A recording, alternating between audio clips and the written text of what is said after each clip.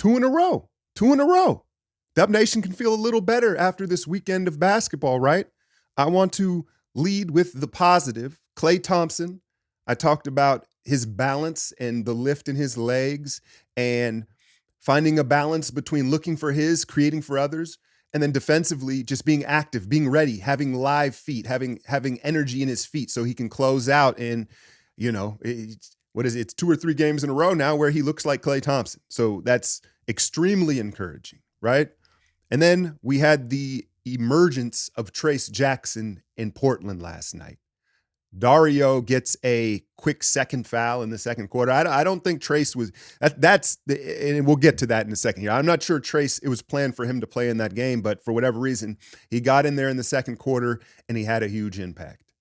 I think the first thing I noticed was he wasn't letting Ayton catch the ball where he wanted to, which, hey, I mean, Ayton, dominating, that's a story for another time, but you could just tell the 4 years at Indiana, and that was a 4-year player thing. The way he fights for post position and like quarters and doesn't let the catch happen where the guy wants it. That's from having some experience playing basketball, right? And then having a vertical spacer on the offensive end, and Chris Paul in particular, we've seen him with Dario all season in that pick and pop game. The one hindrance for that, as good as it's been, is I don't think it lets CP get to his spot in his mid-ranger, because the way he comes off it, he's looking to stretch the defense out and hit Dario to the side or behind him. When he has a vertical spacer, now he's looking downhill, right? And he gets further downhill and he can get to his spot. So I think that it probably impacts CP the most in pick and roll coverage,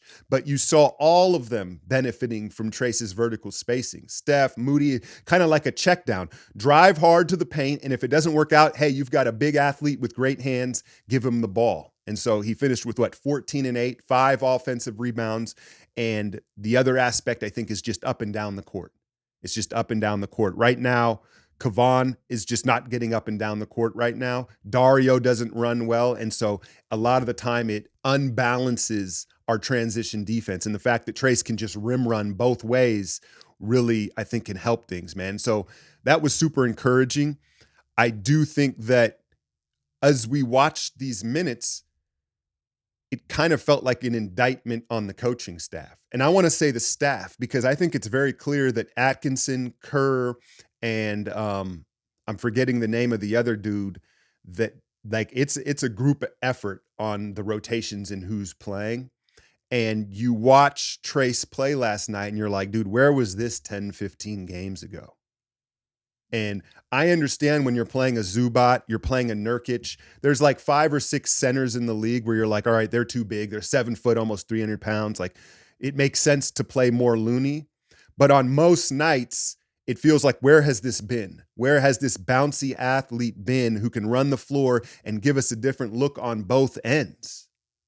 And then you get into that Brooklyn game where Kuminga was playing so well and then gets iced in the fourth quarter and Kerr goes back to Looney. I know. I don't got to go into the details. You guys know the late game rotations from Kerr have been mind boggling.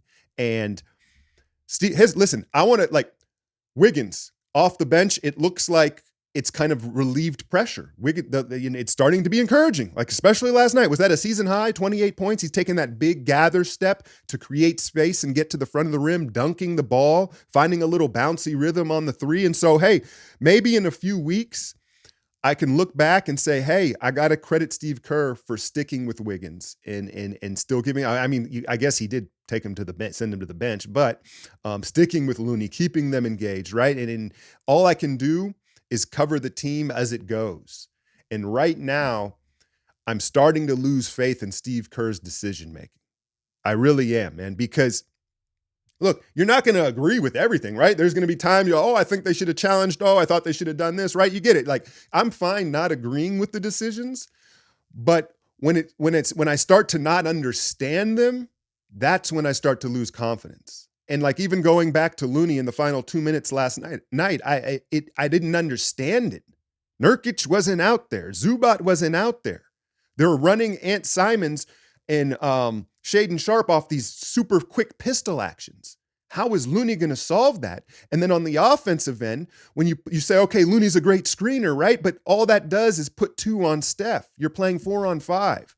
And so, again, I don't have to agree, but when I don't understand, that's troubling to me. And so I hate to rain on this little 2-game winning streak, but I'm still concerned with the decision making. And the roster feels unbalanced. It goes without saying Trayce Jackson's got to play more, and I think that was an aha moment, hopefully, for the coaching staff. Like, yo, we drafted him because he was ready to contribute. Let him contribute, right? But ultimately, as we figure out what this roster is and this season unfolds, it kind of feels like Chris Paul is the odd man out, right? The odd man out. Like the emergence of Podziemski, right? I've kind of buried the lead with him taking the game-winning charge. But, his play has been so loud, I don't even have to tell you about it, right? It's it is what it is. Like, he is who he is. You still want Cam Whitmore? But as the emergence of Podziemski has happened so quickly, it kind of feels like Chris Paul is the odd man out. And if you slide Podziemski to the backup point guard position, then it opens up more minutes for Kuminga and Trayce Jackson. And you can play these bigger lineups, because those minutes with Kuminga and Trayce in the front court in the second quarter, it looked like a different team. And again, I get it. It's not for every night. It's not for every matchup. But the majority of these teams like to play smaller and don't play with true bigs. And it just gives this verticality and this athleticism and this pop that I think our older guard core unit needs desperately. And so I'm very excited, encouraged that I think it's a possibility. Now, is the coaching staff going to recognize it now and trust it more? It's not, it's like, what do you have to lose? We're below 500. We haven't been winning.